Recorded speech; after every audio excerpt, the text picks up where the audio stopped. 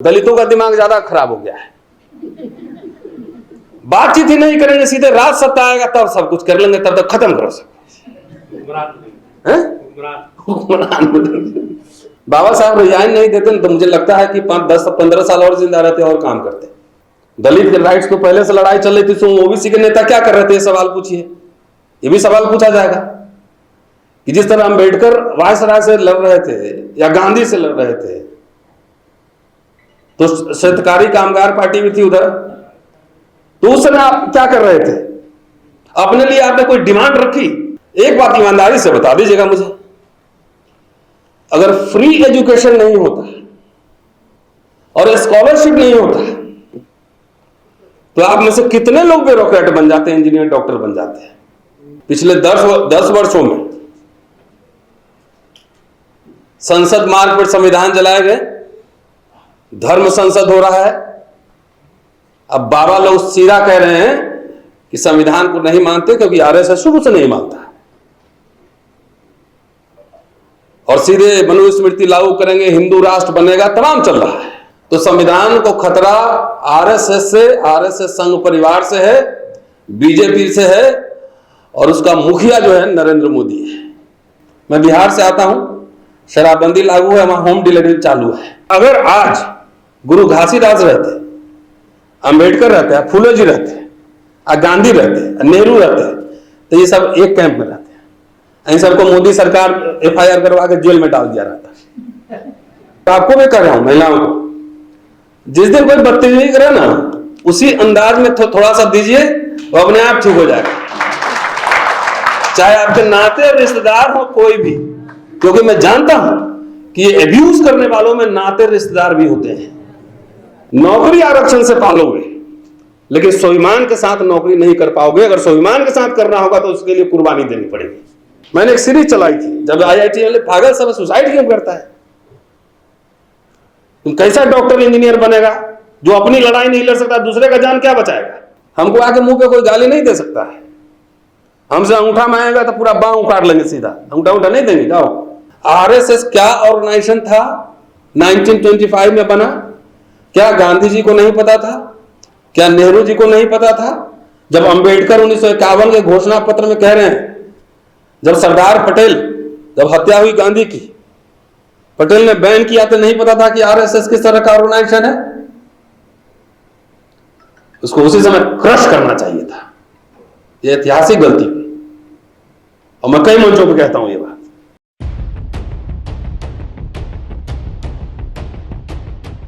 Advocate Shatrughan Sahu जी का बहुत क्रांतिकारी भाषण हुआ, तो मेरे सामने अब चुनौती है कि उससे आगे मैं बोलूं क्या। बहरहाल आप सभी का शुक्रिया, और 4 साल बाद आया उधर। पिछली बार गया था तो गिरफ्तारी हुआ था, तो खैर सर उसके पक्ष में हम लोग यहाँ प्रोटेस्ट किए। हाँ, पता है मुझे। महिला दिवस है, इसी से मैं शुरू करता हूँ। उसके बाद संविधान, पहले एक पंच लाइन दे ही देता हूँ, उसके बाद संविधान में बाद में करेंगे, क्योंकि जब भूलने लगेंगे तो मुझे याद दिलवा दीजिएगा। इस संविधान को खतरा किससे है? नेपाल से, अमेरिका से, इंग्लैंड से, बांग्लादेश से। पिछले 10 वर्षों में संविधान पे जितनी चर्चा हुई है उतनी पहले कभी नहीं हुई है। पिछले 10 वर्षों में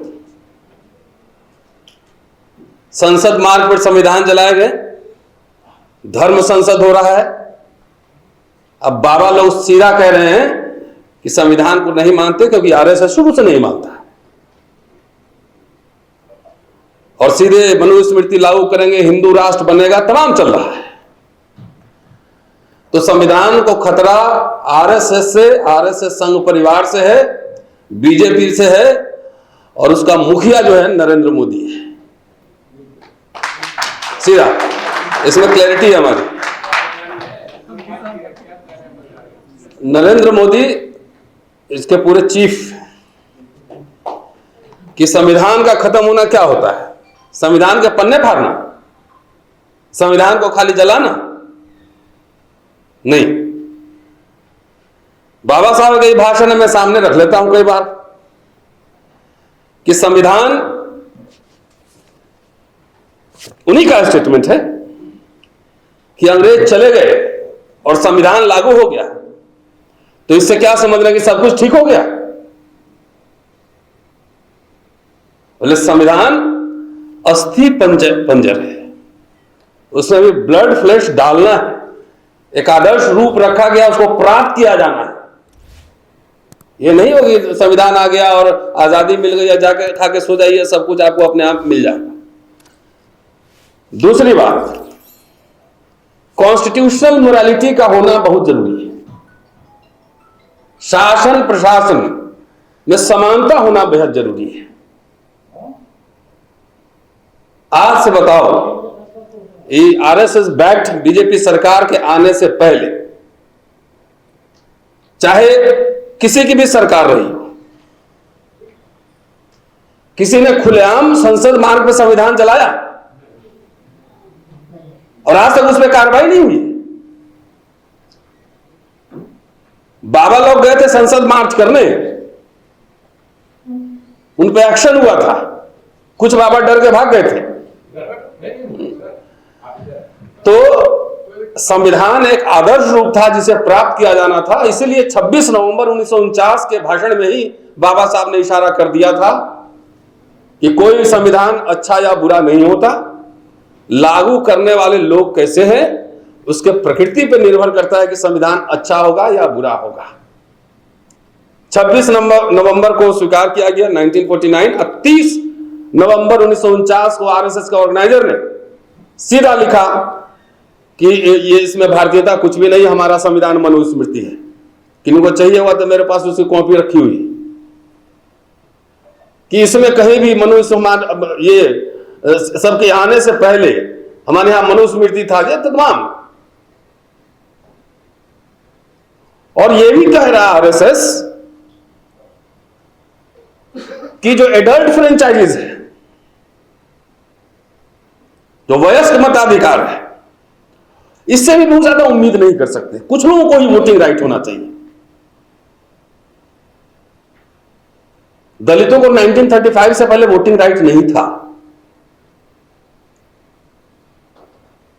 पिछड़े वर्ग में तो राजे महाराजे थे ना, वो अस्पृश्यता का दंश आप नहीं झेले, अनटचेबिलिटी का दंश आप नहीं झेले, इसलिए बहुत सारे कंफ्यूजन क्रिएट हो सकते हैं। आपके दुकान में जाके पकौड़ी चाय लोग खा सकते थे, आपके छाया से लोग दूषित नहीं होते थे। तो ये पूरा आरएसएस, बीजेपी, हिंदू तमाम कहने में मुझे कोई डर नहीं है। 12 दिसंबर 1949 को रामलीला ग्राउंड में आरएसएस के लोगों ने रैली निकाला, अंबेडकर और नेहरू दोनों के पुतले फूके, दोनों के बदले, वो सब रिकॉर्डेड है। अंबेडकर नेहरू में बहुत सारे मतभेद थे, एकदम मानते हैं। और एक कंफ्यूजन खास तौर से दलित समाज को दूर कर लेना चाहिए कि बाबा साहब लिख के गया, सब लिखा गया, ऐसा नहीं था। संविधान सभा लंबे समय चली थी, उसमें हर आर्टिकल पे बहस हुए थे और एक आम सहमति बनी थी। ये कोई पर्सनल रिसर्च नहीं था कि हम घर में बैठ के किताब छाप लिए और लगा दिया, देश में लागू हो गया। एक कलेक्टिव एफर्ट था जिससे संविधान बना।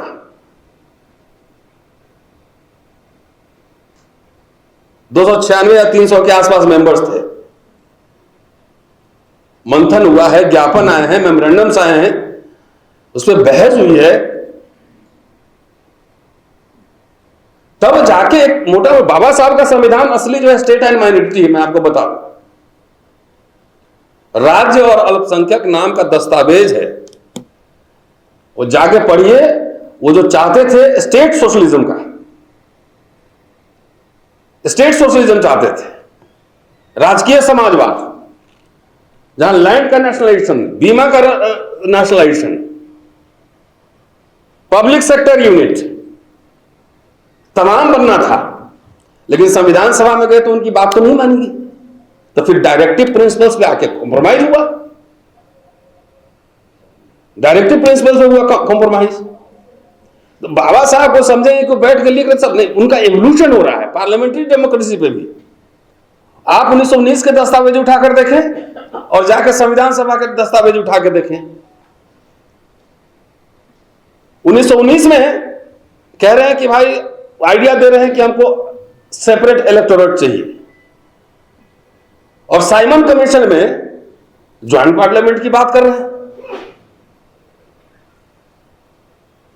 फिर राउंड टेबल कॉन्फ्रेंस में फिर सेपरेट इलेक्टोरेट पे आ जाते हैं। तो उनका भी आइडिया इवॉल्व कर रहा है ना। एक 25 साल का लड़का वही लड़का अगर 45 साल में लिखेगा तो उसके समझ में, राइटिंग्स में बहुत मैच्योरिटी आएगी। ये बात समझने की। 3 अधिकार डॉक्टर अंबेडकर मांगते रहे, और एक थोड़ा रिजर्वेशन का इतिहास बता देता हूं, ज्यादा ठीक रहेगा। अस्पृश्य से तो उसके इससे भी पोल्यूट हो जाते थे ना, छांव से भी। लेकिन उधर बड़ौदा महाराज थे, साहू जी महाराज थे, बहुत सारे जमींदारी रियासतें थी पिछड़े वर्गों की।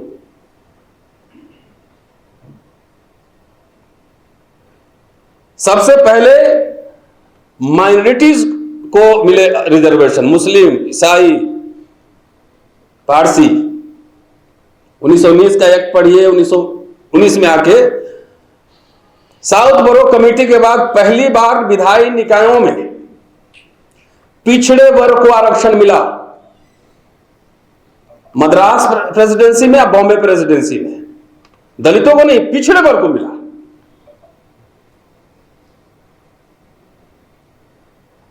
उसके बाद आप सब जानते हैं कि Simon commission, round table conference सब आता है, और सेपरेट इलेक्टोरेट किसको मिलता है?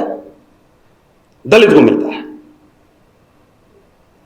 वो आदमी दंश झेला हुआ है, स्कूल में बाहर बैठा हुआ, पहले उसकी समस्या पहली व्यक्तिगत हुई, अपने समाज की समस्या होगी।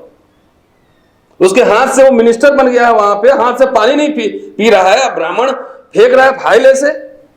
वो आक्रोश आप में कहां से आएगा? 57% पॉपुलेशन है, तो आप तो अकेले देश पे कब्जा कर सकते हैं,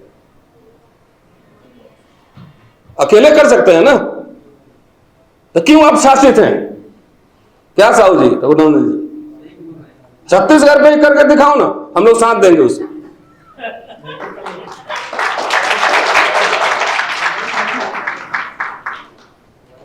जब दलितों के लिए पृथक निर्वाचन क्षेत्र आया तो आप जाके बाबा साहब की पूरी राइटिंग्स हैं, करोड़ों की आबादी को नकारने का प्रयास, वो वॉल्यूम 10 में शायद है, हिंदी वाले में। आप पूरे दस्तावेज को पढ़िए, कास्ट सेंसस में पूरा दस्तावेज है, कास्ट सेंसस के इतिहास में 1881 से। जब दलितों का आया कि भाई मान लिया गया कॉमनल अवार्ड में कि जैसे ईसाई मुस्लिम को सबको राइट्स है, वैसे इनको भी एक पृथक निर्वाचन दिया जाएगा। पिछड़े वर्ग के लोगों ने कहा कि हमको भी इसमें शामिल करिए, हमको भी शामिल कीजिए। इन लोगों ने कहा कि भाई ये अछूतों के लिए आया है, आप अपने लिए अलग मांगिए, हम आपका समर्थन करेंगे, और जो अछूतों का है इसको अलग रहने दीजिए। एक जायज मांग थी। ऑलरेडी ओबीसी को रिजर्वेशन मिल रहा था मद्रास में और बॉम्बे में, ये जायज मांग थी। लेकिन वही लिखते हैं बाबा साहब कि जब हम लोग नहीं माने तो इन पिछड़े समुदाय के लोगों ने ब्राह्मणों से भी ज्यादा जाके हमारा विरोध किया। अब इसका क्या जवाब है?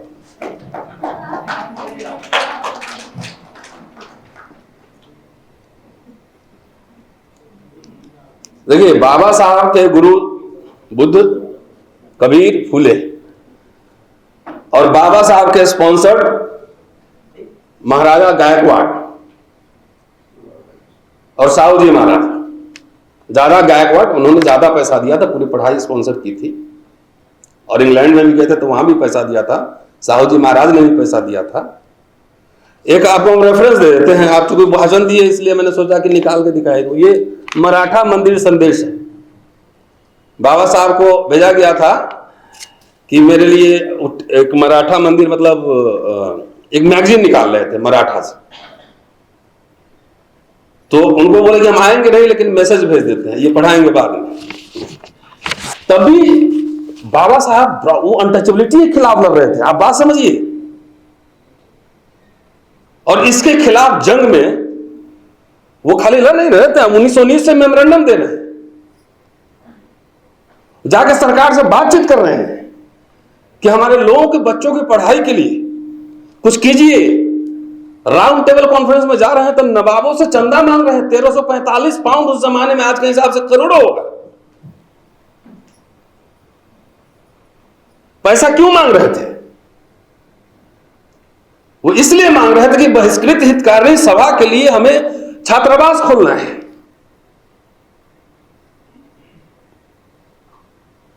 इसलिए पैसा मांग रहे थे, वो छात्रावास खोल रहे थे।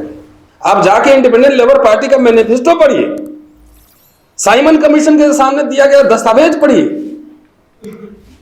सबसे टॉप प्रायोरिटी पे उनकी शिक्षा है।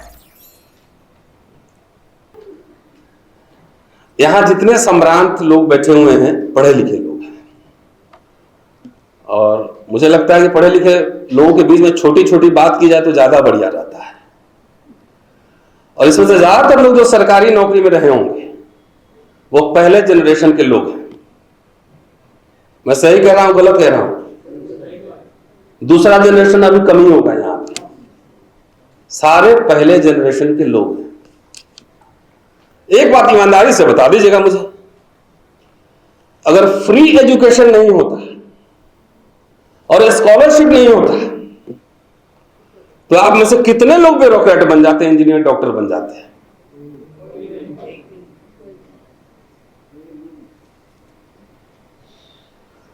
और उसके थ्रू ये पूरा इंटायर दलित मिडिल क्लास तैयार हुआ है। कैसे हुआ है? Affirmative action by the state. Dalit समाज में कहीं सेमिनार में एजुकेशन पे कोई चर्चा सुने? स्कॉलरशिप पे चर्चा सुने?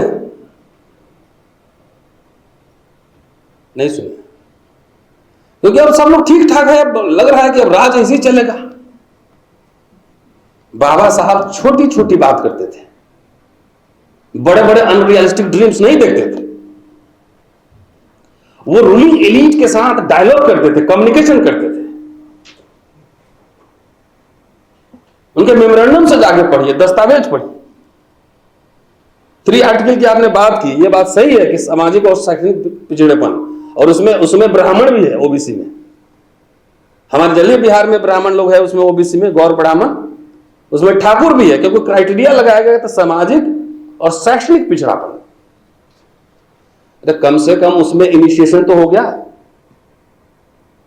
दलित के राइट्स तो पहले से लड़ाई चल रही थी, तो ओबीसी के नेता क्या कर रहे थे? ये सवाल पूछिए, ये भी सवाल पूछा जाएगा कि जिस तरह अम्बेडकर वायसराय से लड़ रहे थे या गांधी से लड़ रहे थे, तो शेतकारी कामगार पार्टी भी थी उधर, तो उस समय आप क्या कर रहे थे? अपने लिए आपने कोई डिमांड रखी? कोई मेमोरेंडम, तो कोई कम्युनिकेशन हुआ?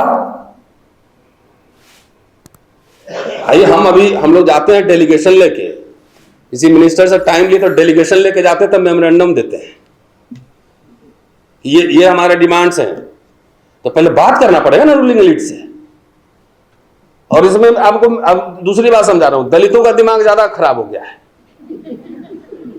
बातचीत ही नहीं करेंगे, सीधे राज सत्ता आएगा तब सब कुछ कर लेंगे, तब तक खत्म करो सब।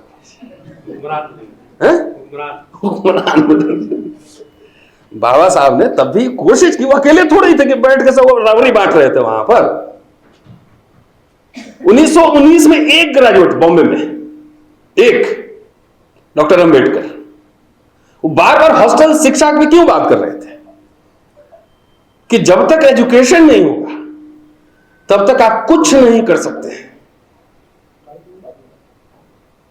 Education is the most important thing. बार बार उनके राइटिंग्स में देखिए, बार बार हर भाषण में एजुकेशन का मतलब इंग्लिश एजुकेशन है। जितने अपने पार्टी बनाए, मैनिफेस्टो बनाए, सब में इंग्लिश एजुकेशन पे फोकस है। कहते हैं शिक्षा शेरनी का दूध जो पिएगा डालेगा, तो वो प्लास्टिक वाला दूध नहीं, वो शेरनी का दूध दूसरा है, अंग्रेजी में है, अंग्रेजी में है। तो उसके बाद बाबा साहब का रेजिग्नेशन हमने पढ़ा है, जो उन्होंने त्याग पत्र दिया। उसमें कई बार मैं कहता हूं, मेरे से लोग डिसएग्री होते हैं। देखिए, बाबा साहब भक्ति के खिलाफ थे। अगर ये बात नहीं समझ में आ रही तो बाबा साहब का नाम लेना बंद करिए। मूर्ति पूजा भक्ति के खिलाफ थे वो। 3 गुरु थे ना, बुद्ध, फूले, कबीर, और एक किताब उन्होंने हुवर्दी शुद्धराज चोखा मिला और संत रविदास और एक आदमी और है, उनको उन्होंने समर्पित की। आप बताइए, बाबा साहब ने अपने तीनों गुरुओं का कितनी मूर्ति बनवाया? कितनी मूर्तियां बनी? नहीं बनी। उन्होंने इंस्टीट्यूशंस खोला। और सबसे मोस्ट इंपॉर्टेंट, कई बार असहमतियां होती है, आदमी डिरेल होता है, और बाबा साहब तो बार बार ये कहते, अपर दीपो बाबा, अपना दीपक स्वयं बनो। और ये गौतम बुद्ध से ही ले रहे हैं, आनंद और गौतम बुद्ध के बीच संवाद से ये लाइन उठा रहे हैं।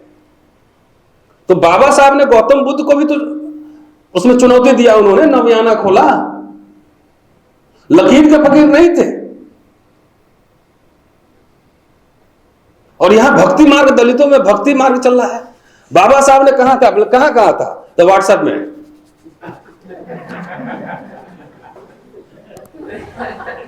और किस संदर्भ में कहा था? उनके विचार बदलते रहते हैं, क्योंकि उनके असली गुरु थे अमेरिका के कोलंबिया यूनिवर्सिटी में सेलिगमैन, इकोनॉमिक्स के गुरु थे, और जॉन डेवी। वहां से उन्होंने प्रैग्मेटिज्म सीखा था। तो मैं कई बार मैं बोल दिया अभी जयपुर में कि बड़े लोगों से बड़ी गलतियां हो सकती हैं। बाबा साहब का रिजर्वेशन पढ़िए, जिंदगी भर वो लड़े अस्पृश्यों के उद्धार के लिए, जिंदगी भर। और खाली ये साबित करने के लिए कि हम अल्पसंख्यक हैं, कि जैसे माइनॉरिटी को, ईसाई को, फारसी को जैसे मिल रहा है उसको, हमको भी माइनॉरिटी स्टेटस दिया जाए, ताकि हमको राइट्स मिल सके। वो माइनॉरिटी के लिए लड़े। और आजकल दलित लोग पागल हुआ पड़ा है, बहुजन सर्वजन क्या क्या किया जा रहा है, पूरा पूछ कौन रहा है? जिंदगी भर करते रहे कि वी आर माइनॉरिटीज। और 1934 का संकल्प जो है पूना पैक्ट के बाद, उसके आधार पर हमें भी माइनॉरिटी में शामिल किया जाए। जिंदगी भर इस जब रेजिग्नेशन दे रहे हैं तो उसमें दलित का एक पोर्शन है, एक पोर्शन महिला का है, एक पोर्शन पाकिस्तान और ये है जम्मू कश्मीर वाला है, और एक ओबीसी का है। एक रीजन ओबीसी का है कि उनका कमीशन नहीं बन रहा है, इसलिए इनके बारे में कोई काम नहीं हो रहा है, रिजाइन। जिंदगी भर लड़े मोनोकॉजल, एक इशू पे, लार्जली कह रहा हूं मैं, लेकिन रिजाइन दिए तो उसमें 5 इशू ले आए। बाबा साहब रिजाइन नहीं देते तो मुझे लगता है कि 5, 10, 15 साल और जिंदा रहते और काम करते। उसी तरह बाबू जगजीवन राम, उनसे भी ब्लंडर सब हुआ। जनता पार्टी में आरएसएस के साथ चले गए, जनता पार्टी में। इंदिरा जी जब वापस बुलाई कि आ जाइए पीएम बनाएंगे, तो गए नहीं। पीएम सीएम ही आपको दिख रहा है कि और कुछ भी है।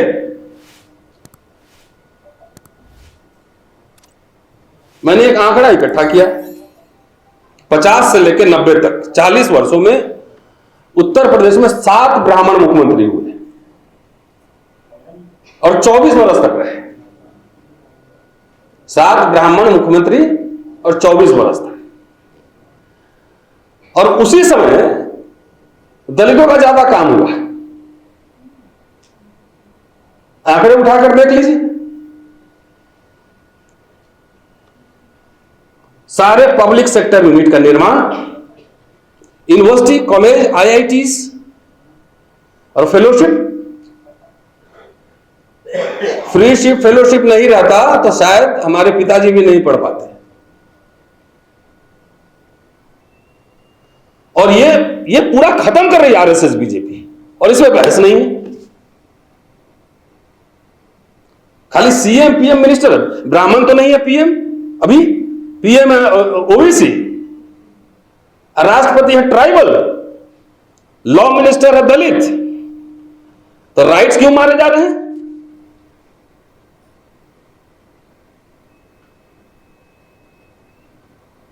ये सवाल पूछना पड़ेगा ना। ब्राह्मण तो पीएम नहीं है, लेकिन सारे इंपॉर्टेंट पोजीशंस पे कौन है? हम लोग का दिमाग हो गया खराब, खाली सीएम पीएम दिखता है। सीएम पीएम बना भी लीजिए, अभी तो यहां बना हुआ है ना, यहां सीएम क्या है? ट्राइब है? तो क्या ट्राइबल का भला हो रहा है? फिर 2 ठाकुर प्राइम मिनिस्टर हो गया तो सारे ठाकुर प्राइम मिनिस्टर हो गए।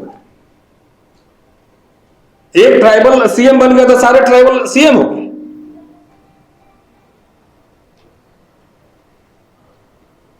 (1942) ग्रीवेंसेस ऑफ शेड्यूल कास्ट, वो वायसराय को सौंपते हैं अम्बेडकर, वायसराय को सौंपते हैं, और उसमें कहते हैं, आंकड़ा दे रहे हैं कि 1076 आईसीएस में से 1076 आईसीएस में से सिर्फ एक शेड्यूल कास्ट है नॉमिनेटेड, एक शेड्यूल कास्ट नॉमिनेटेड। मैक्सिमम 1919 में एक ग्रेजुएट, 42 में कह रहे हैं कि महाराष्ट्र में, महाराष्ट्र मतलब गुजरात और कर्नाटक सब मिला के, कि अब 405 ग्रेजुएट हुए हैं, 400 या 500, और अब तो ढेला मारिए तो एमए मिलेगा हर जगह। वो जर्नी जो है 42 में 400-500 है, 50 में संविधान लागू होता है, 56 में बाबा साहब परिनिर्वाण होता है, और उसके बाद बाबा साहब के परिनिर्वाण के बाद जितना पब्लिक सेक्टर यूनिट यूनिवर्सिटी कल कितना बना है। कई जगह मुझे सभाओं में लोग कहते हैं कि बाबा साहब लिख गए थे इसीलिए बना है, संविधान है इसीलिए है। तो उनसे सवाल पूछिएगा, संविधान तो अभी भी है तो अब खत्म क्यों हो रहा है? संविधान तो अभी भी है।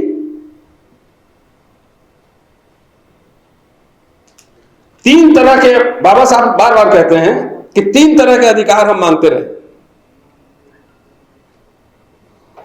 पहला कि हमें पृथक निर्वाचन मंडल मिले, दूसरा विधानमंडलों में प्रतिनिधित्व मिले, मंत्रिमंडलों में, और तीसरा सरकारी नौकरी में आरक्षण मिले। उनके पूरे फिलॉसफी में education, fellowship, scholarship, freeship, education commissioner, ये सब एजेंडा में है। तो 3 तरह में कह रहे हैं कि चलिए पृथक निर्वाचन हमें नहीं मिला, कोई बात नहीं, इससे घबराने की बात नहीं है, किसी को नहीं मिला, हमें नहीं मिला तो किसी को नहीं मिला, सिख को भी नहीं मिला, ईसाई को भी नहीं मिला, लेकिन 2 महत्वपूर्ण अधिकार हमने हासिल कर लिए, वह विधानमंडलों में प्रतिनिधित्व और रोजगार में आरक्षण। 13% की बात की थी 1942 में। तो इससे हमारा भविष्य अंधकार में नहीं होगा, लेकिन हमें अधिकार की मांग करते रहनी चाहिए, ज्यादा से ज्यादा अधिकार की मांग करते रहनी चाहिए। हम लोग अधिकार की मांग कर रहे हैं आज, अधिकार की कोई मांग कर रहे हैं, सीधे हुक्मरान बन जाएंगे तो सब ठीक कर लेंगे, ऐसा होता नहीं। पीएम सीएम कुछ भी बन जाएंगे ना, वो पूरा टीम काम करता है। तो मोदी जी से अभी जो यूजीसी में जब बात कर रहे थे ना, एक ना आपने पढ़ा है यूजीसी एक्ट, 6-7 पेज का है, वो कुछ नहीं है, वो कबाड़ है, उसको ध्यान से पढ़िए। इतना वेग बनाया है। प्रिंसिपल के खिलाफ मेरा कंप्लेंट, अब प्रिंसिपल ही इंक्वायरी करेगा, वीसी के खिलाफ कंप्लेंट है। इतना घालमेल किया। वो जो है मोदी साहब ने यूजीसी ने भेजा है सुप्रीम कोर्ट के केस के मैटर में, रोहित वेमुला पायल तड़वी, उसको और स्ट्रांग होना चाहिए था। उसमें हायर एजुकेशन में कौन कौन आएगा, आईआईटी आएगा कि नहीं आएगा, आईआईएम आएगा कि नहीं आएगा, मेडिकल कॉलेज आएंगे कि नहीं आएंगे, पैरामेडिकल कॉलेज आएंगे कि नहीं, कहीं क्लैरिटी है?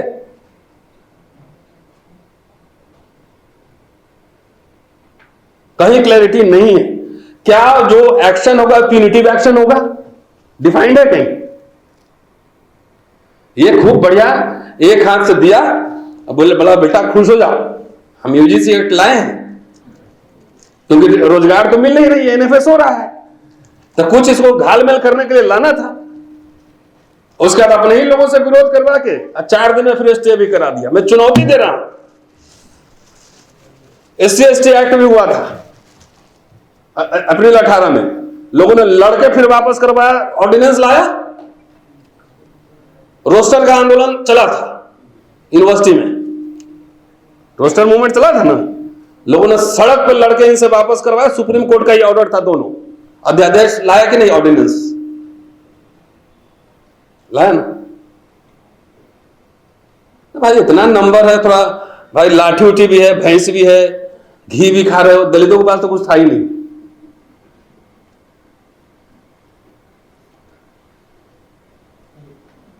तब भी जो टोन जा रहा है ना, अच्छा ये बात सही है। देखिए दलित एट्रोसिटीज का मसला जो है लैंड के साथ बहुत जुड़ा हुआ है। मैं आपको बताता हूं, जिसका जमींदारी होगा उसको फ्री का चाहिए लेबर,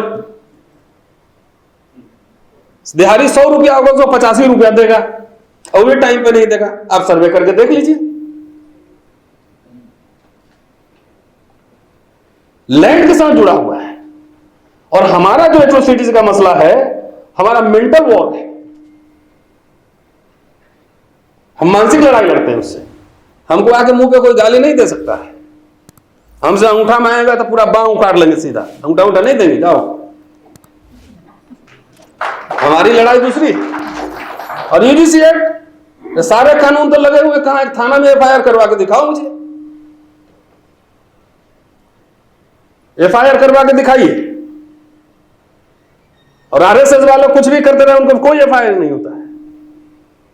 हम कुछ बोल दे तो उसमें भावना आता होता, तो तुम्हारे भावना का हम ठेका नहीं लिए, जो इतना केस करना है करते रहो। बच्चों को बनाओ कायर, है ना, कि बेटा चुपचाप रहना, मार खा लेना, इसी रहना, तो उसको कोई भी कानून दे दोगे तो उसका कोई प्रोटेक्शन नहीं होगा। कोई कानून आपको नहीं बचा सकती। हर जगह कानून नहीं होता है, हर जगह पुलिस थाना मजिस्ट्रेट नहीं होता है। आपके अंदर कितना कॉन्फिडेंस है, कैसे आप लड़ते हैं, कैसे रेसिस्ट करते हैं, उससे बनता है ये। मैंने एक सीरीज चलाई थी, जब आईआईटी वाले पागल सब सुसाइड क्यों करता है, तुम कैसा डॉक्टर इंजीनियर बनेगा जो अपनी लड़ाई नहीं लड़ सकता, दूसरे का जान क्या बचाएगा। तो मैंने सीरीज चलाई थी यूट्यूब में कि हाउ डेयर यू, तुम्हारी हिम्मत कैसे हुई, सबके सामने मुंह पे बोलो ना यार। नहीं देखना है तो हमारे पास आ जाओ, दिखाते हैं। हमारे पास, हमारे कॉलेज पे आ जाए, दिखाते हैं। हाँ, इसका कीमत चुकाना पड़ेगा, कीमत चुकाना पड़ेगा, लेकिन उसके लिए हम तैयार हैं। देखिए, इज्जत सम्मान किसी को फ्री ऑफ कॉस्ट नहीं मिलता है, और खास तौर से दलित और पिछड़ों को भी जोड़ देता। आरक्षण से नौकरी तो कर लोगे, बड़े बड़े साहब लोग बैठे हुए हैं, वो बताएं कैसे इनके साथ होता है खेल मंत्रालय में, ऑफिस में। नौकरी आरक्षण से पालोगे, लेकिन स्वाभिमान के साथ नौकरी नहीं कर पाओगे। अगर स्वाभिमान के साथ करना होगा तो उसके लिए कुर्बानी देनी पड़ेगी।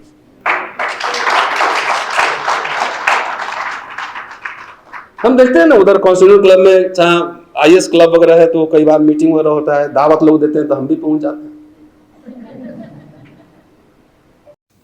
एक दिन भाषण चल रहा था कि भाई हम लोग को कोट सूट टाई लाना चाहिए बाबा साहब की तरफ। तो बाबा साहब की तरफ बन के आएंगे तो बाबा साहब तो बन नहीं गए। अरे मैं तो एक्टिविस्ट आदमी हूँ, कब हम धरना में बैठा हूँ गिरफ्तार हो जाए, कोई चीज नहीं है। आप लोग बाबा साहब कोर्ट में से सिलवा दो, गंदा हो जाएगा तो ड्राई क्लीन आप ही लोग करवाना, तो मैं बैठ जाऊंगा। तो उनकी व्यथा मैं सुनता हूं आपसे। मंत्री का तो हिम्मत नहीं है लीडर सुधर फाइल करने की।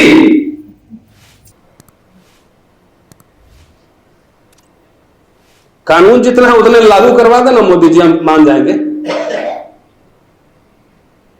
हमारे ऊपर किस चीज का केस है? मेरा प्रमोशन 10 साल से क्यों रुका हुआ है? छुट्टी क्यों नहीं मिल रहा है? मेरा पासपोर्ट क्यों जब्त है? मुझे वीजा क्यों नहीं मिल रहा है?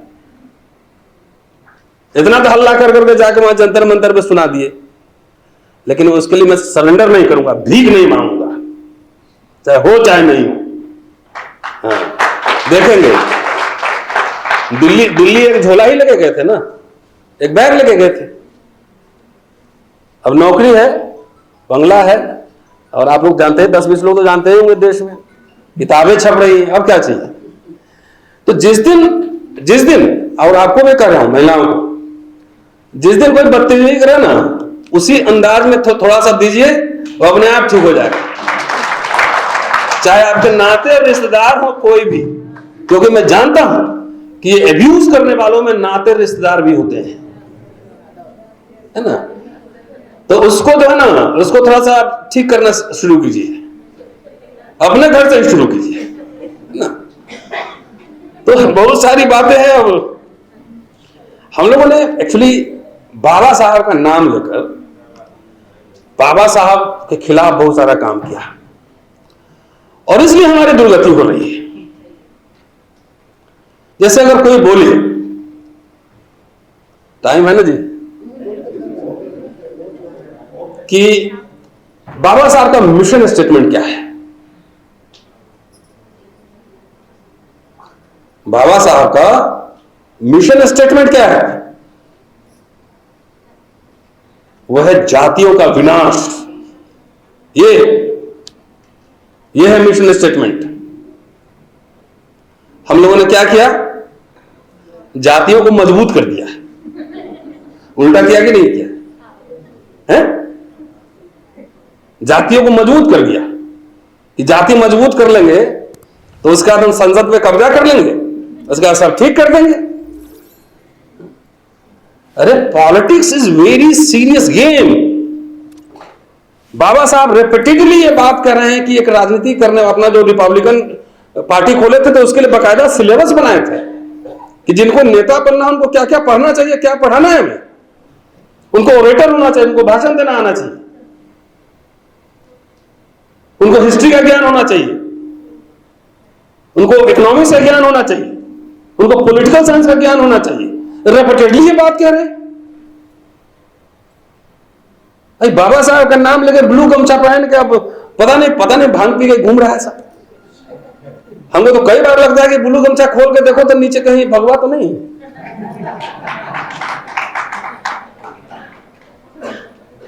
4 साल बाद आए, इसलिए माहौल गर्म करके जाऊंगा।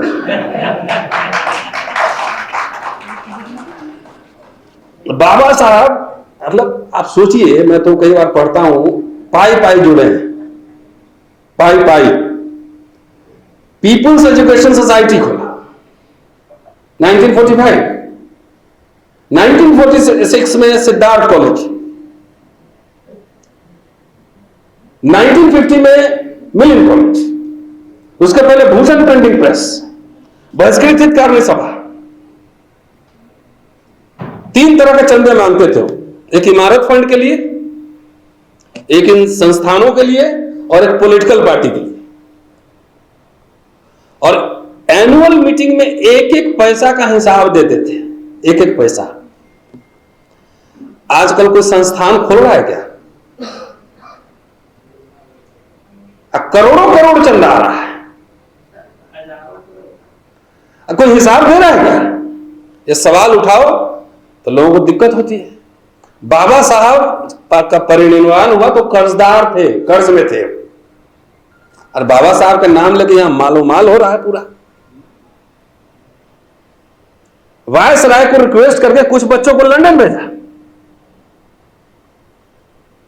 फेलोशिप करवाया, बोले BHU AMU की तर्ज पे हमें भी हमारे बच्चों के लिए भी इंतजाम करिए। तो 3 लाख इनिशियल उन्होंने इंतजाम करवाया। छात्रों को जाके संबोधित करते थे। आजकल कुछ हो रहा है, खाली जय भीम करते रहे। 14 अप्रैल आ रहा है, पूरा देश में कंपटीशन लग रहा है दुनिया भर में कि सबसे लंबी मूर्ति किसकी, सबसे लंबी मूर्ति किसकी। तो कोई ऑस्ट्रेलिया में, कोई कनाडा में, कोई हैदराबाद में, कहीं कहीं, कोई विजयवाड़ा में। तो जो समाज मूर्तियों में अपने आइकन्स को तलाश करता है वो समाज गुलामी बनेगा। फिर बाबा साहब विचारों में है, किताबों में है। तो कितना बढ़िया, इतना बढ़िया बढ़िया जो है आपका मूर्ति बनवा रहा है, बिल्डिंग बनवा रहा है। वो बिल्डिंग में प्रोग्राम कर सकते हैं, जाके देखिए। तब मोदी जी से पूछिए। अंबेडकर इंटरनेशनल सेंटर, लाखों रुपए फीस लगते हैं। और मैंने पहले भाषण में कहा ना कि एक किताब ढूंढने में दिल्ली में नहीं मिला मुझे, वो मेघालय में और बेंगलोर में मिला। तो बिल्डिंग तो बन रहा है, ये नाम लो और जपो, लेकिन तुम्हारी इतनी औकात नहीं है कि इसको किराए पे ले सकते हो। दोनों खेल चल रहा है। किताब नहीं छाप रहा है, पता है कि नहीं। राइटिंग स्पीचेस सब इतना स्वीप जनरलाइजेशन करते हैं कि सब एक ही है। नो सॉरी, आपको अगर इतनी समझ नहीं है कि अगर आज गुरु घासीदास रहते, अंबेडकर रहते, फूले जी रहते, गांधी रहते, नेहरू रहते, तो ये सब एक कैंप में रहते। इन सबको मोदी सरकार FIR करवा के जेल में डाल दिया रहता, जेल में डाला रहता। अभी इतना डिफरेंशिएट करने का बाबा साहब का प्रैग्मेटिज्म समझिए। वो 1948 का एक भाषण लखनऊ का 24-25 अप्रैल कि लोग हमसे पूछते हैं कि आप जिंदगी भर कांग्रेस से लड़ते रहे और आप कांग्रेस मंत्रिमंडल को क्यों ज्वाइन किए। तो उस भाषण में वो कह रहे हैं कि हर समय लड़ने के लिए लड़ते रहना कोई व्यवहारिक चीज नहीं है। क्या नहीं है? लड़ने के लिए लड़ते रहना, कि हमको लड़ना ही कोई व्यवहारिक बात नहीं है। हम उस मंत्रिमंडल में इसलिए शामिल हुए कि मुझे अपने अनुसूचित जातियों के हितों की रक्षा के लिए मैं कुछ कर पाऊं, इसलिए शामिल हुए। बाद में संविधान सभा में हार गए थे ना पार्टीशन के बाद, तो बॉम्बे से मावलंकर को रिजाइन करवा के इनको लाया गया था राज्यसभा। रिजाइन कर भी दिए, तब भी राज्यसभा में रहे आजीवन। ये नहीं याद है? तो RSS, बीजेपी और कांग्रेस दोनों एक है, ये कहने वाला आदमी सब जो है ना, जाकर पता करो RSS के पेरोल पे है कि नहीं।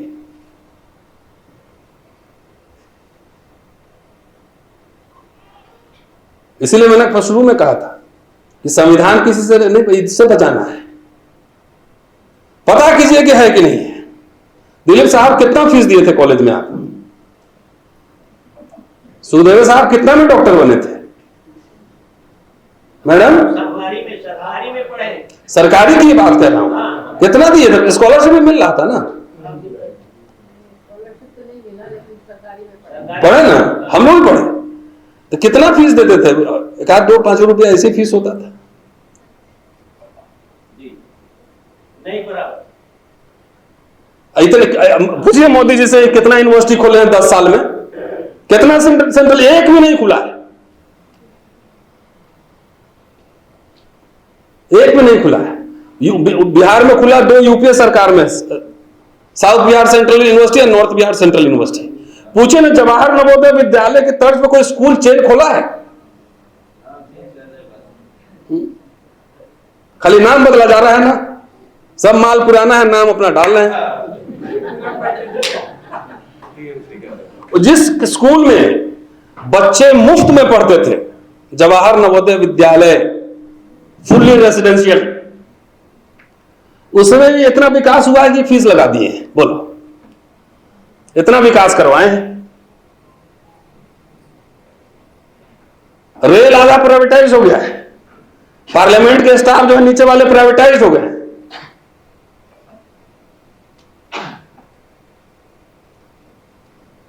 अभी कुछ बोल नहीं रहे वैसे प्रिस्टीन फाइल पे, तो मैं कैसे कह सकता हूं? मैं तो एक आध बार बोल रहा था कि मैंने कहा कि इमरजेंसी इंदिरा गांधी ने गलत किया कि 1.5 साल के लिए लगाया था, 5 साल का लगाना चाहिए था। मुझे क्या दिक्कत था? हमको पीटता उठता कोई नहीं था। प्रीवी पर्स खत्म हो गया तो हमारा कोई जमींदारी था?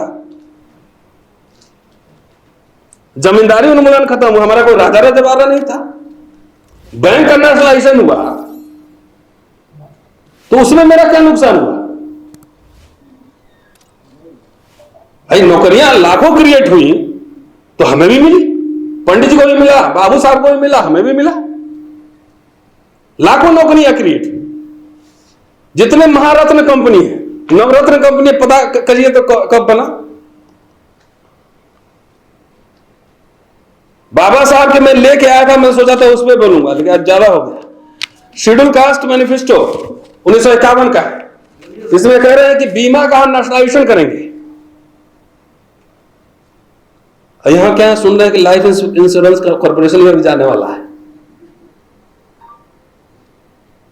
नाम किसका लेना है? बाबा साहब का।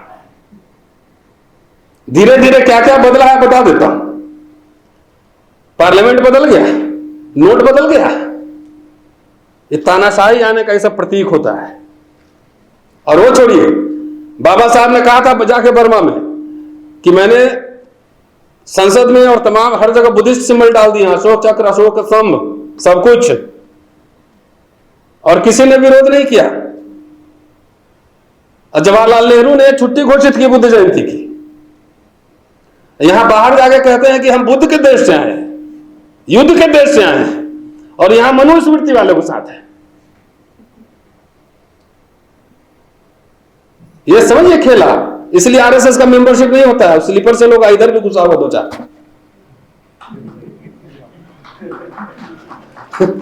मेंबरशिप नहीं है ना, इधर कहीं भी घुस जाएगा।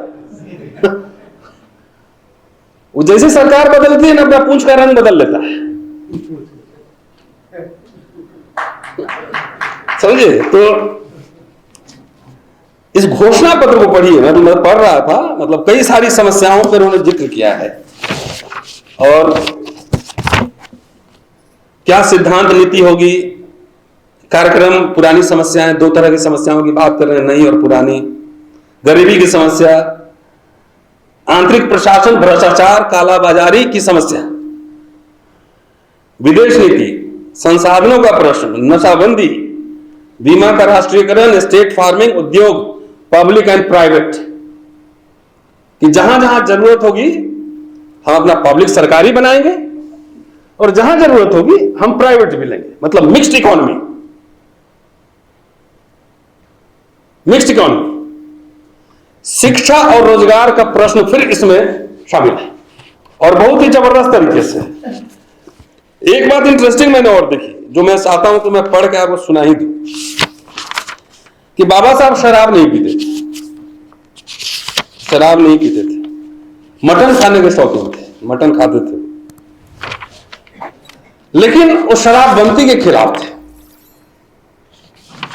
और पहले भी एक जगह भाषण दे चुके हैं कि शराबबंदी करना पैसा की बर्बादी है। और इसमें, इस घोषणा पत्र में जो कह रहे हैं वो मैं पढ़ के सुनाता हूं। अब क्यों कह रहे हैं ये भी समझना जरूरी है। आधा ज्ञान जो है ना डेंजरस होता है। कह रहे हैं कि नशाबंदी महज पागलपन है। इसको बढ़ावा दिए जाने को ही केवल नहीं रोकना होगा, अपितु इसे तत्काल समाप्त किया जाना चाहिए। शराब का उत्पादन कुटीर उद्योग बन गया है। मैं बिहार से आता हूं, शराबबंदी लागू है, वहां होम डिलीवरी चालू है।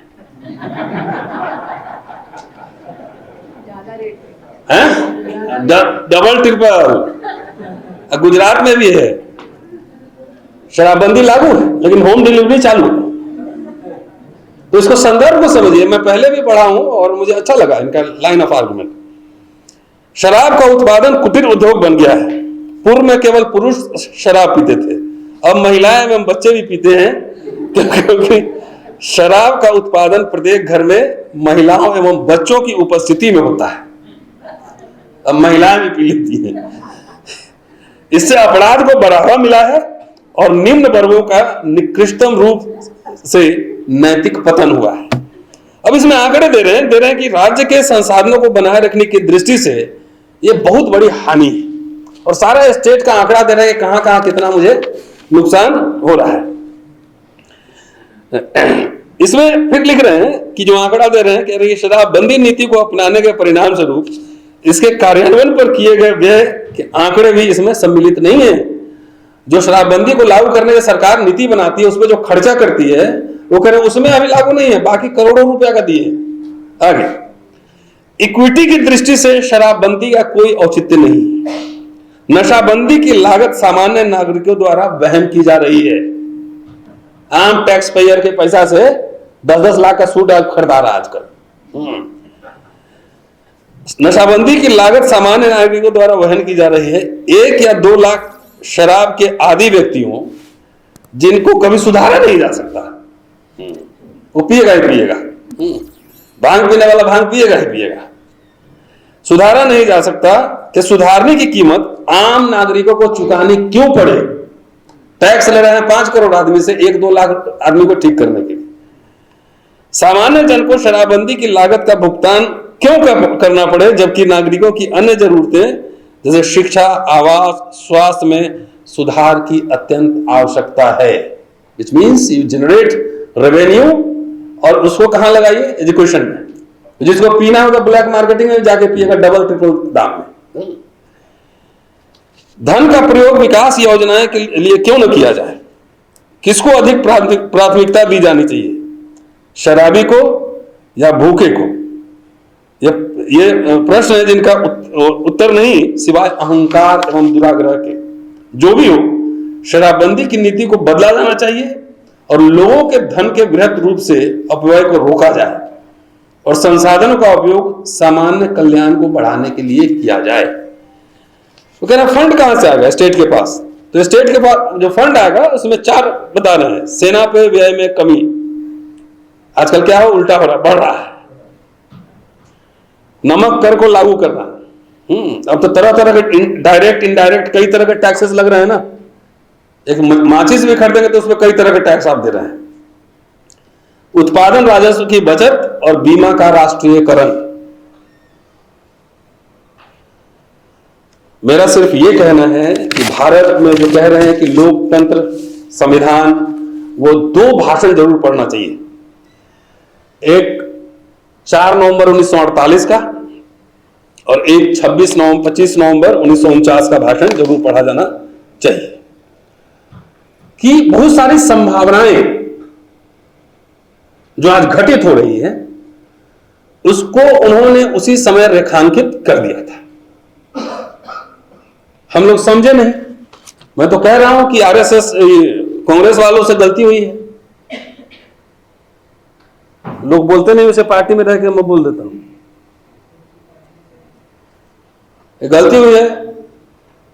बाबा साहब इसी घोषणा में कह रहे हैं कि आरएसएस और हिंदू महासभा जैसे रिएक्शनरी फोर्सेस के साथ हमारा कोई रिश्ता नहीं होगा, कोई गठबंधन नहीं होगा। आरएसएस क्या ऑर्गेनाइजेशन था 1925 में बना? क्या गांधी जी को नहीं पता था? क्या नेहरू जी को नहीं पता था? जब अंबेडकर 1951 के घोषणा पत्र में कह रहे हैं, जब सरदार पटेल, जब हत्या हुई गांधी की, पटेल ने बैन किया तो नहीं पता था कि आरएसएस किस तरह का ऑर्गेनाइजेशन है? उसको उसी समय क्रश करना चाहिए था। यह ऐतिहासिक गलती हुई और मैं कई मंचों पर कहता हूं ये बात। ये सब पता कीजिए, दूरबीन लगाइए, ये सब धूम रंग के आ जाता है ना, पूछ अपना रंग के आ जाता है। मैं इसी छत्तीसगढ़ की बात कह रहा हूं।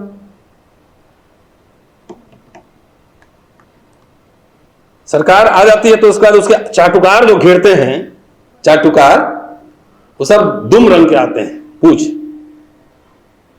उसके बाद यहां क्रांतिकारी लोग नहीं याद आते हैं जो उनके लिए काम करते हैं। तो एक हिस्टोरिक ब्लंडर हुआ है, उसका खामियाजा जो है ना, और दलितों से भी हुआ है। दलित लोगों को नशा छा गया है।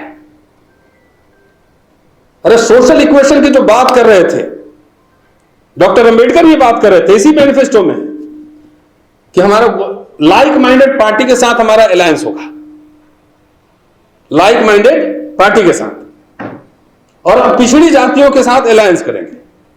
लेकिन हमारा नीतिगत फैसला जो है ना, एक तरह का सैद्धांतिक एक तरह का होना चाहिए।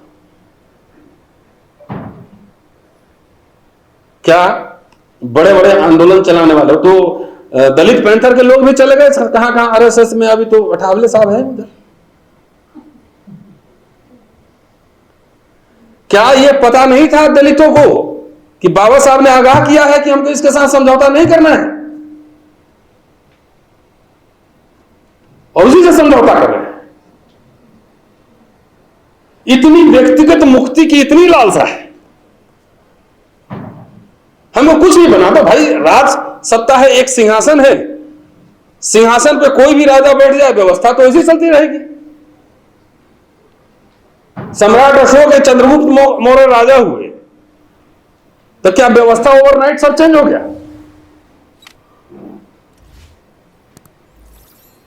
नहीं होगा भाई। मुगल भी आए 600-700 साल, यहां पे मुस्लिम रूल रहा, अंग्रेज 200 साल रहे, तो व्यवस्था वही रहेगी? व्यवस्था बदल गई? जरा ये बताइए मुझे, व्यवस्था वही रही ना, सत्ता खाली बदल गया। तो एक हमारा आदमी कोई सीएम पीएम बन जाए, अभी तो है ही ना, आप अभी के कम्युनिटी के यहां जाके ले लीजिए, क्या दिक्कत है? आप अपने ही लिए 10% आरक्षण ले लीजिए, हमें कोई आपत्ति नहीं। क्या साहू जी, अपने ही लिए लीजिए, चलिए। जब तक जिस कम्युनिटी का बुर्जुआजी नहीं होता है ना, एक मिडिल क्लास नहीं होता है, एक पढ़ा लिखा इंटेलिजेंसिया नहीं होता है, साहित्यकार नहीं होता है, पॉलिटिकल साइंटिस्ट नहीं होता है, सीए नहीं होता है, हिस्टोरियन नहीं होता है, म्यूजिशियन नहीं होता है, फिल्म डायरेक्टर नहीं होता है, आर्टिस्ट नहीं होता है, वो समाज अगर कहे कि मैं हुक्मरान बनूंगा, तो ये समाज सुसाइडल टेंडेंसी पे है ना, आत्महत्या करने जा रहा है।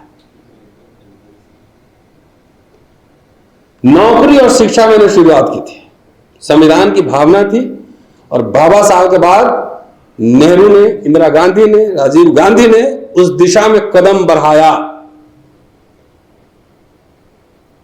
जिसको आपत्ति है जाके आप इंटरनेट पे सर्च कर लीजिए।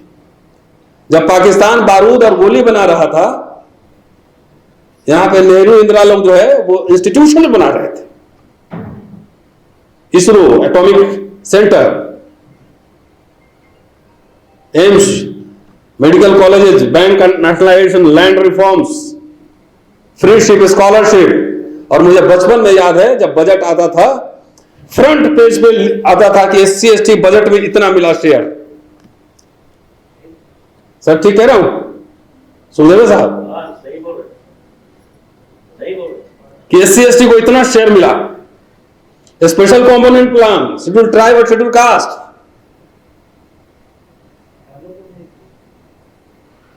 अब जाके बजट आता है तो जरा ढूंढिए तो कहां कोना में मिल रहा है कि नहीं मिल रहा है, अखबार में ढूंढिए, कोई आपको पूछने वाला नहीं है, क्योंकि आपकी वोट की कीमत नहीं है। ये भी दुश्मन, ये भी दुश्मन, ये भी शत्रु, ये भी शत्रु, खाली शत्रु की हम तलाश में हैं। कोई क्लास फ्रेंड भी तो हो सकता है ना, क्लास एनिमी की जगह दोस्त भी तो हो सकता है। तो सारे बाबू लोग चमचे हो गए। किसका चमचा कौन हुआ? नौकरी करने के लिए आया था कि क्रांति करने के लिए आया था? और नौकरी का प्रोटोकॉल होता है, सर्विस कंडीशन होता है। इधर उधर करेंगे तुरंत सस्पेंड कर देगा। सारे मनुवादी हो गए। ओबीसी के लोग अर्जुन सिंह का नाम लिए, मैं उस समय गवाह हूं। अर्जुन सिंह जब मंडल 2 लेके आए थे,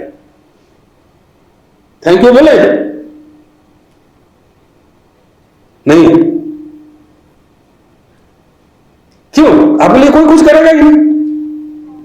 इंदिरा गांधी के जमाने में हम सुनते थे, हम लोग तो बच्चे थे उस समय, ये कहते थे कि दलित सरकारी दामाद हो गया, सरकारी दामाद हो गया। इंदिरा गांधी दलितों की अम्मा है, सब लोग ऐसे कहते थे। क्यों कहते थे? क्यों कहते थे? सोचना तो पड़ेगा ना। लेकिन किसी को हम लोग थैंक यू नहीं बोलते हैं, इसलिए नंबर से कुछ नहीं होता है। जीव दुनिया में बहुत कम नंबर का आदमी है, पता है ना? जीव एपिस्टीन फाइल वाला, वो इतना नंबर, इतना। कार्ल मार्क्स भी उसी समुदाय में पैदा हुआ है, आइंस्टाइन भी उधर ही पैदा हुआ है। दुनिया की इकोनॉमी में कंट्रोल है, अमेरिका भी यहां पाए नहीं कर सकता है। तो संख्या तो भेड़ बन सकती है ना, उसको इंटेलेक्चुअल लीडरशिप देने के लिए आदमी कहां है? रिसर्च सेंटर तो व्हाट्सएप यूनिवर्सिटी चला रहे हैं, झूठ की फैक्ट्री बनाए हुए। अभी कोई ये डिस्टिंग्विश नहीं कर पाए, डिफरेंशिएट नहीं कर पाए कि गोलवालकर, सावरकर, मोहन भागवत, नेहरू, इंदिरा गांधी, राजीव गांधी, दोनों में फर्क नहीं है। ये नहीं समझ पाए तो उसकी मति मानी गई। दोनों एक कैसे है? जब बोलिए what Congress have done to the untouchables, ये किताब 1940-42 में छपी थी, उसके आगे लोग पढ़ा ही नहीं। सेपरेट इलेक्ट्रोड, पूना पैक्ट, तो बाबा साहब तो 10 साल सेलिब्रेट किए थे पूना पैक्ट। ये किताब उसमें है, वो चैप्टर, हाँ चैप्टर है। बाद में जब अगला चुनाव हारे तो फिर सेपरेट इलेक्टोरेट पे आए, फिर 1946। अच्छा ये वो बताइए, अगर पृथक निर्वाचन क्षेत्र मिल ही गया रहता, एक तो नंबर कम था ना, 78 था शायद, और ऐसे पूना पैक्ट में 148 मिला। मान लीजिए, फर्ज कीजिए कि सेपरेट इलेक्टोरेट लागू हो गया रहता, तो आपके इतने सांसद आप चुन के भेजते हैं, उसको खरीदने में आजकल कितना टाइम लगता है। यहां सरकार की सरकार बिक जा रही है? सरकार की सरकार बिक रही है ना। बिहार, मध्य प्रदेश, महाराष्ट्र, मध्य प्रदेश सब एग्जाम्पल है। 50 MP रहता है, बोलते 1 काम करो 20-20 करोड़ दो उन लोग को, सब अडानी के यहां जाकर नमस्ते करने लगा। सवाल यह है, सारी लड़ाई नेताओं के बल पर नहीं लड़ी जाती है। अपनी बुर्जुजी इंटेलिजेंसिया तैयार कीजिए, इशू बनाइए, रोजगार और शिक्षा के सवाल को लाइए, क्योंकि इसी से दलित मिडिल क्लास का फॉर्मेशन हुआ है, और इसी वजह से आप लड़ भी पाए हैं और चंदा भी दे पाए हैं। आज जितने सोशल ऑर्गेनाइजेशन या पॉलिटिकल पार्टी है, इसको चंदा कौन देता है? नौकरी पेशा वर्ग, क्योंकि इंडस्ट्री तो है नहीं आपके पास, शेयर मार्केट में तो है नहीं कि कोई भाई बैठा हो उधर, उद्योग व्यापार है नहीं कुछ भी। तो पैसा जिसके पास होगा वही ना चंदा देगा। तो पैसा नौकरी पेशा वर्ग वालों के पास है, इसीलिए निशाने पर नेता नहीं है। नेता को तो जीवित रखेगा, 4-5 MP बनाना है ना, मिनिस्टर ही बनाना है ना, क्या फर्क पड़ता है? निशाने पे बेसिकली हैं आप लोग। भाई 545 ही बनेगा ना MP, नौकरी तो मिल सकती है, लाखों लाख नौकरियां मिल सकती है। तो आप अपने जात का नेता लेके भसते रहो, नौकरी खत्म करते रहे। भाई हमारे टाइम में दिल्ली यूनिवर्सिटी में लोग एडहॉक पढ़ाते थे। एडहॉक मतलब फुल सैलरी। जैसे मैं छुट्टी पे गया, मेरे जगह कोई आया तो नया टीचर है तो 1.25 लाख रुपया। अब क्या है? अब दिहाड़ी है। मोदी जी ने इतना विकास किया है ना? यानी वो मोदी प्राइम मिनिस्टर, धर्मेंद्र प्रधान जो है वो भी शिक्षा मंत्री, और दुश्मनी आप दलित से निकाल रहे हैं।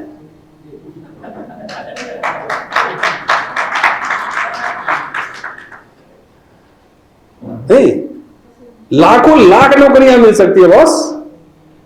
पूरा मैं गया था वहां बोलने, कौन सा gas authority of India limited ONGC Bombay. Nehru ने 1956 में शुरू किया, 30,000 कर्मचारी थे, अब जो है 22,500 कर्मचारी। विकास हुआ कि नहीं? 22,500 अब वो भी अगली बार आए तो कब बिक जाएगा उसको कोई गारंटी नहीं। हमने कहा छोड़ो भाई, हम तो अभी दलित पे ही बोलते हैं, बाकी लोग अपना अपना देखो, सबका ठेका न बन ले। तो सब ये कहता है कि रतनलाल नेतागिरी करने आए हैं। हमें लगे आप अपना लिख कीजिए, हम लोग साथ आ जाएंगे। वही अम्बेडकर का फॉर्मूला, आप अपने लिए मांगिए, हम आपके साथ खड़े हैं। और मंडल कमीशन लागू करने में दलितों ने बहुत लड़ाई लड़ी, आपको ये बता दूं मैं, बहुत लड़ाई लड़ी। और उस समय दिल्ली यूनिवर्सिटी में जो सबसे पहले पट्टा जो है ना एंटी मंडल लगाया घुमा था, वो मंडल कमीशन का लाभ लेकर पहले IAS वही बना है।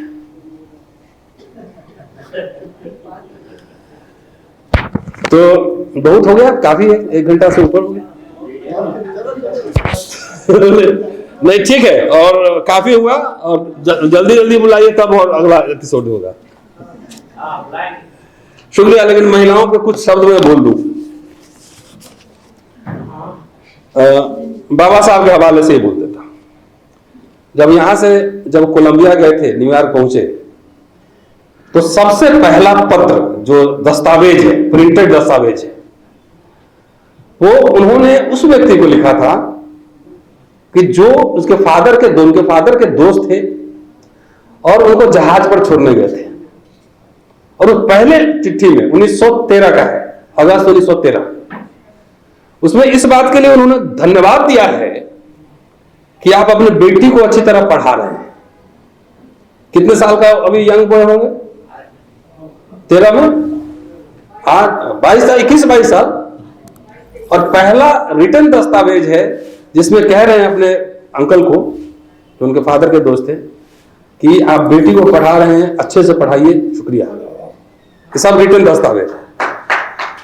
जो भाषण दे रहे हैं, और चाहे नागपुर में हो, वो शेड्यूल कास्ट फेडरेशन का भाषण, उसमें महिला विंग का एक विंग था, उसमें भी भाषण दिए। संक्षेप में कह दे रहा हूं कि किसी भी समाज की प्रगति का मूल्यांकन इस बात से होता है कि उसके घर की महिलाएं कितनी शिक्षित हैं।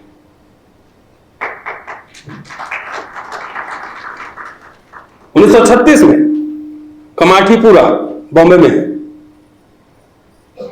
वेश्याओं के बीच बोल रहे थे और बहुत जोर से हड़काए हैं पूरा कि तुम लोग सब काम छोड़ो। महार महिलाओं की परिषद थी वहां, महार या दलित और भी होंगे, ये सब छोड़ो, नहीं तो तुम लोगों को जाति से बाहर कर देंगे, मोहल्ले से धक्का मार के बाहर कर देंगे। आज हो सके कोई सहमति हो ना हो, लेकिन उस समय जबकि वो स्ट्रगल कर रहे थे पूरे अस्पृश्य समाज की मुक्ति के लिए, तो उस समय नारी से एक अपेक्षा रहते थे कि एकदम शुचिता ये रहे, जिसका घर परिवार बच्चे संस्कार वाले लोग बने। और सबसे इंपॉर्टेंट, हिंदू कोड में ये मुस्लिम महिलाओं के लिए नहीं था, ये ईसाई महिलाओं के लिए नहीं था, ये हिंदू महिलाओं के लिए था। और बाबा साहब इतने जिद्दी आदमी थे कि इसको दिल पे लगा लिए। तो सोचे कि महिला लोग कुछ हमारा समर्थन में आ जाए, कोई नहीं आई। इसीलिए हम कहते हैं फोकस लड़ाई लड़िए, सब ठेका नहीं लेते। कोई साथ में नहीं आया, इलेक्शन बुरी तरह हार गए, एक भी सीट नहीं जीते। तो दिल पे इमोशन लगा लिए कि भाई हम इतना बढ़िया बिल लाए थे, अब पास नहीं हो रहा है। जवाहरलाल नेहरू भी थोड़ा, चूंकि उनको प्रधानमंत्री थे, देश चलाना था, तो पार्लियामेंट के अंदर राइट विंगर्स थे काफी, राजे महाराजे नवाब, तो थोड़ा वो भी डगमगा गए। हिंदू कोड बिल लागू नहीं हुआ, उसको बहुत दिल पे लिए और इसलिए वो इस्तीफा दे दिए। लेकिन कोई सवर्ण महिला अंबेडकर को अपना लीडर नहीं मानती। एक का एकाध पर छोड़ दीजिए, मैं लार्जली एक बात कह रहा हूं, ये बात है। तो आप फौज तैयार कीजिए, पहले छत्तीसगढ़ पे कब्जा कीजिए। क्या साहू जी को लीडर बनाते हैं? आपस में झगड़िएगा मत। नहीं, जिस मोदी जी की बात करते हो तो नकली ओबीसी है। और देखिए उस हिंदू कोड बिल का विरोध इस देश के हिंदुओं ने किया, आरएसएस जनसंघ। किसने किया? मुसलमानों ने नहीं किया। जिसके लिए लड़े, जिन महिलाओं के लिए बाबा साहब उसके समर्थन में थे, और हिंदू आरएसएस जनसंघ इन लोग इनके विरोध में था। ये सब बातें लोगों के बीच जानी चाहिए, और ये भी जानी चाहिए कि इस देश संविधान और रिपब्लिक पे तथाकथित हिंदू राष्ट्रवादियों ने हमला किया हुआ है। और ये नहीं बचा तो साहू जी तो दुकान खोल लेंगे, दलितों तुम कहां जाओगे? खेत में मजदूरी करना पड़ेगा, तुम्हारे यहां कोई चाय भी नहीं पिएगा, तुम्हारा उद्योग भी नहीं है, तुम्हारा मंदिर भी नहीं है, तुम्हारा वाणिज्य भी नहीं है, शिक्षा पे तुम्हारा अधिकार नहीं है। तो थोड़ा बहुत जिन लोगों ने किया है आपके लिए, उसको शुक्रिया कहिए, किसी को थैंक यू नहीं बोलते हैं। अरे यहां पे दिग्विजय सिंह मुख्यमंत्री थे, मैं उस कार्यक्रम में था 2002 में, वो दलित ये डाइवर्सिटी वाला कार्यक्रम, भोपाल वाला। अरे कुछ नहीं था तो कुछ मिल रहा था, उसको दबाव बनाना था कि और कीजिए। तो हमारे लोग एकदम पागल हो गए, हम तो देश का हुक्मरान बनने जा रहे हैं, दिग्विजय सिंह हमको बनिया बना रहा है। बताइए, हम एक बार आपके प्रोग्राम में कहा गए मैडम, हाँ आपके प्रोग्राम में हम आए थे, तो हमने एक सवाल पूछा था कि इसमें से मुझे 20 टिकट बांटने हैं और सारी महिलाओं को हमको 200-200 करोड़ का बिजनेस देना है। तो आप लोगों ने क्या जवाब दिया था? हमने दोनों ऑप्शन में से एक चूज कीजिए तुरंत। तो जवाब दिया था कि हम लोग को टिकट चाहिए। तो मैंने कहा था कि मैं तो ये चाहता हूं कि आपके इतने पैसे हों आपके पास कि जब आप पर्स खोले तो उसमें से 2-4-10 एमएलए एमपी निकले। तो जब हमारे समाज की महिलाओं में भी वही लगा, सबको टिकट चाहिए, गुमरान ही बनना है सबको, तो एक ही पोस्ट रहता है उधर सीएम पीएम का।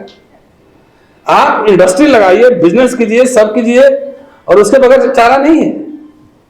10-12 साल तक बेटा आपका तैयारी करता रहता है, अब 35-40 साल में जाके नहीं कुछ होता है तो पागल हो जाता है, वो फिर किसी काम के लायक नहीं रहता है,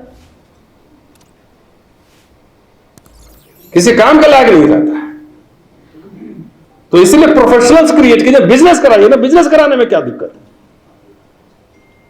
क्योंकि नौकरियां तो लिमिटेड है, और उससे भी ज्यादा लिमिटेड संसद और विधानसभा है। यहां कितना 113-117 90 ही है मैडम। कितना सीट चाहिए? अरे कितना भी बांट देंगे तो 90 से ज्यादा नहीं बांट पाएंगे। लेकिन अरबपति आदमी हम बना सकते हैं हजारों को। तो कैपिटलिज्म आ चुका है, कैपिटलिज्म है, और जितनी सरकारी संस्थाएं वो बच जाए। दबाव बनाइए कि मोदी जी बेचे ना, नहीं तो उसमें खाली SC/ST का रिजर्वेशन नहीं जाएगा, ओबीसी का भी जाएगा। और सबसे लास्ट, संविधान के खतरा होने से खतरा सिर्फ SC/ST ओबीसी को नहीं, यूनिवर्सिटी में तो सारे पब्लिक सेक्टर यूनिट सब जहां जाते तो वहां तो खाली सवर्णी पंडित जी स्पेशली दिखते थे, secretary, joint secretary, cabinet secretary, vice chancellor, professor, engineer, हर जगह। क्योंकि ज्यादा नौकरी, पढ़े लिखे ज्यादा वो थे तो ज्यादा नौकरियां उनको मिल रही थी। SC/ST को तो बाई चांस रिजर्वेशन से कुछ मिल गया, ओबीसी का बाद में आया। तो सबसे ज्यादा सरकारी नौकरी का, सरकारी व्यवस्था का लाभ मैं तो ब्राह्मण सभा में भी जाके बोला कि आपने लिया है। पंडित नेहरू, इंदिरा गांधी की पेंशन लाई थी ना, पेंशन जो मोदी जी खत्म कर दिया अभी, अटल बिहारी वाजपेयी। तो फ्री का शिक्षा, फ्री का नौकरी, फ्री का पेंशन, वो सब मिला कांग्रेस की सरकार में। हिंदू राष्ट्र का कीटाणु काटा हुआ है ना। तो अटल बिहारी वाजपेयी एक sectarian, right winger, pro corporate prime minister ने आकर तीनों छीन लिया। हम लोगों ने दिया था पेंशन, बुढ़ापा में पेंशन बड़ी चीज होती है। और अटल जी आए, बोले कि अच्छा हो गया, चलो पंडित जी तुम लोग भी चलो, जरा सुलभ इंटरनेशनल में काम करो, बहुत चलो। तो नौकरियां खत्म होगी तो मजदूर खाली दलित थोड़ा ही बनेगा, पंडित जी ही बनेंगे।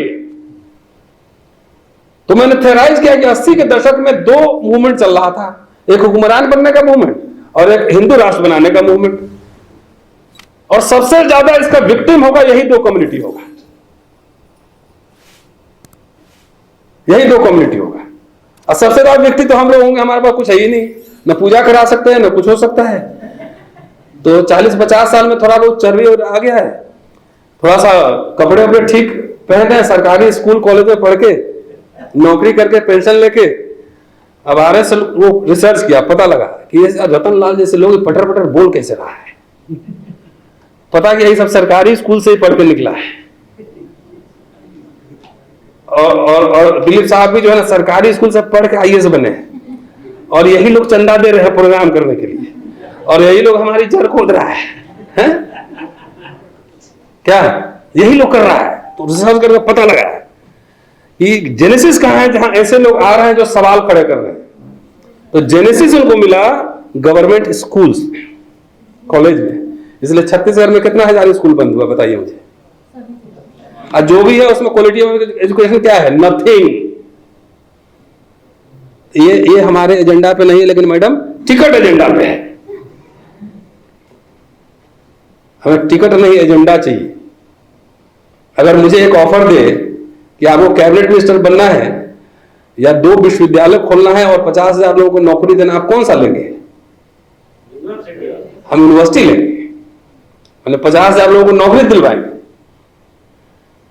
लेकिन ये एजेंडा पे नहीं हमारे। लौंडा 22 साल का हुआ नहीं, उसको भी टिकट चाहिए, बोले यूनिवर्सिटी तो पढ़ ठीक से पहले। यहां हम आए हैं, 5-7 पैर भी हो चुका है मेरे पास। ठीक तो खैर चलिए, बहुत बहुत शानदार, और मुझे लगता है ज्यादा बोल दिया। शुक्रिया, आप सभी का शुक्रिया।